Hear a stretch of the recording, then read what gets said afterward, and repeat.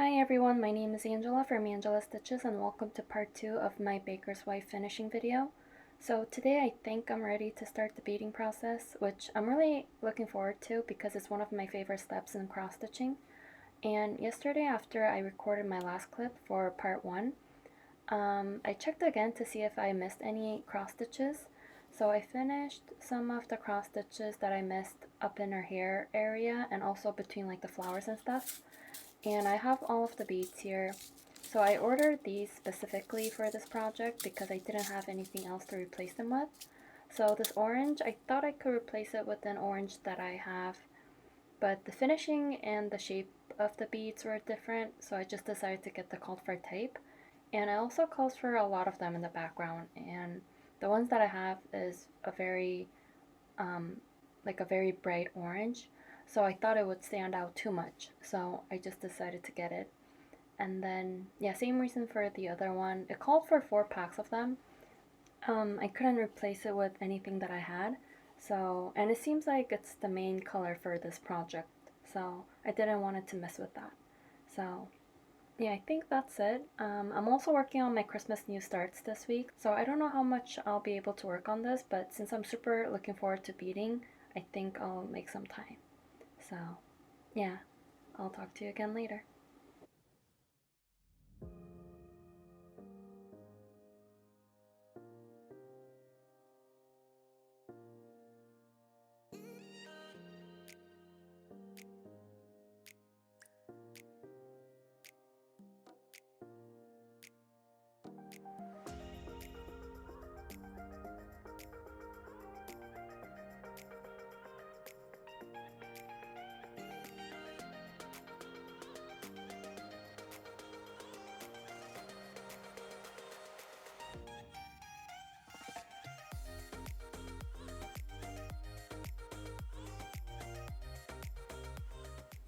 So I'm finally sitting down to start beading, and I think I'm going to start from the top and work on these flowers and also her hair, and then work my way down to the dress. I feel like there's much more beading to do down here, especially this area with the flower patterns and also her sleeves. There are clusters of white beads here, which I can't wait to get to. But I'm going to start from the top, and I have my beads ready. So I already had these 4 in my stash. Most of these were leftovers from my Mill Hill projects, and I saved all of them. So I had those. And then I got these. I already talked about these earlier today. And then there's one color that I didn't order, this 10032. And I'm going to replace it with this because I felt like it's only on a couple of places. So I think it should be okay. But these are also like petite sizes, so it's smaller than the other ones. But the color, I think it looks okay. I don't think anybody will notice. So I'm just gonna use this. But yeah, other than that, the section here, I think I got most of the cross stitches done. So I'm going to start beading from the top and work this way first because I just want to do a bunch of beading today and do the cross stitches some other time. And I'll try to record how I bead. It's always kind of difficult to set up because I don't have a stand or anything for my phone, but I'll try to record it so that you can see how I bead. So I used this metal pan and I have a piece of felt because I felt like this is going to leave a mark on my fabric, but since the pan is metal, I can just use this magnet and use it like a needle keep or a needle minder. Sorry, this is kind of hard to do with one hand. Okay, and then I can just pour whatever beads I need in here. And I prefer this than the sticky stuff, so. And also I can move this around and make sure the felt comes with it, but yeah.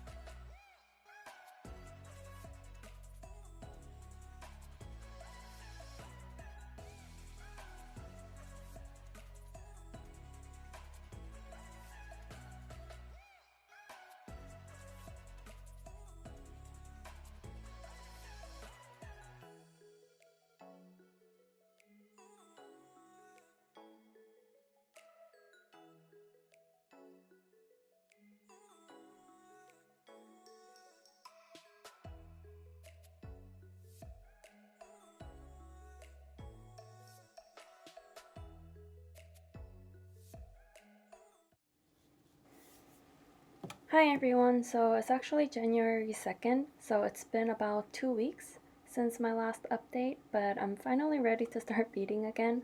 So I did bead a little bit here and there, but didn't really make an update, so let me move this to this side. I think this looks a little better here. But yeah, I got all of these flowers done. It looks really pretty, but because I didn't want it to carry my threads over, it took a little longer than I wanted it to. But her neck piece was really fun. I really enjoyed that part. And I did start the cupcake, but it's not finished yet. And then her hair, yeah, her hair was really fun. There's so much beading, which I really like, but let me, yeah, so I realized that I was still missing a couple of cross stitches, so I still need to go back and fill those in. But the hair was super fun to work on. And I really like the cupcake too. And also, because I really like the neck piece, I'm really excited for the flowers on her shoulders. I think these are going to look super pretty. But yeah, but before that, I think I'm gonna start these here first. I'm not too excited for this part because there's a lot of color changes and cross stitches that I still need to do. It looks really nice, but I'm just not looking forward to stitching those. Like changing flosses and beads and go back to cross stitching and making sure I don't carry my threads over and things like that. Like I'm ready to start beading in clusters, especially like her sleeves. I think those are gonna be really fun, and her dress down here. So yeah, I think I'm just going to try and finish the top portion tonight and just get it over with because I'm gonna have to do it eventually, so I might as well just finish it as soon as possible and get to the fun stuff. So yeah, I'll come back and check in again if I have more things to say, but other than that, I think I'm just gonna be just beading.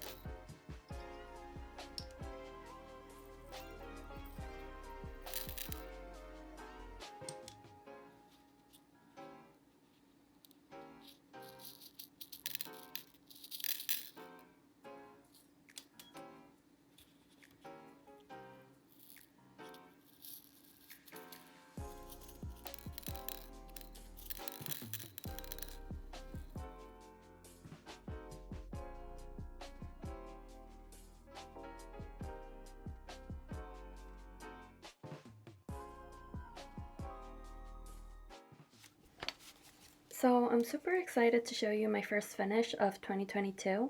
I just finished it last night and I think it looks super pretty. It looks exactly like the cover picture, but I think it looks more decorative and more complicated, if that makes sense. Probably because I can actually see the beads and everything, but yeah, overall I'm super happy with it. So I thought I would talk about some of the changes that I made. So I kept everything exactly the same except a couple of things. So the first thing was my fabric. So it calls for this light brown color, like a natural linen type, but I decided to go with this lavender color by Zweigart. And it's a 32 count, so all I changed was the color of the fabric. And I'm really happy with my choice, I think. I think it goes really well with the overall color palette of this design, and it doesn't stand out too much since it's a very light purplish color. I usually don't like fabric that stands out too much, whether by its color or the pattern, like the modeling of it. If the modeling is too harsh or the color stands out too much, I feel like the stitching gets lost sometime in the fabric. So yeah, anyways, really happy with my fabric choice. I did put a lot of thought into it when I was shopping for fabric for this project. So, yeah, and then the outer frame, this was a water lily in the chart and also for the hanging bits. So I didn't want it to get the water lilies because I felt like I could just use whatever color for that. But I did chose something very similar in color out from my color and cotton stash. So these are cherry cordial and witching hour. I don't know if these are still available, but I used those two to get this variegated look, and it looks very similar. And then I used this for the purple. This is called Frosted Lavender, and it was for the dress section and then for the cupcake and also her hair, I think. But yeah, I think these worked really well, and I'm glad that I didn't have to get the specialty stuff because those can get pricey. But I did get the beads. But this color, yeah, I got 4 of these because it says it needs 4. Yeah, but I have one that I didn't even open and a lot of leftovers from the third one. So, yeah, I have no clue why they said it needs 4 because 3 was more than enough, and I can say that because I spilled and lost quite a lot of beads here when I was working on these sections. So, yeah, I think you can get away with 3 packs if you're planning on stitching this, so get 3 instead of 4. And what else? I think that's it. So, yeah, super happy with this. I think this is my 4th Mirabilia finish, and I hope I can get more finished this year. So, yeah, that's the end of this video. I hope you enjoyed watching this, and I'll see you again very soon with another stitching vlog. Thank you so much for watching. Bye!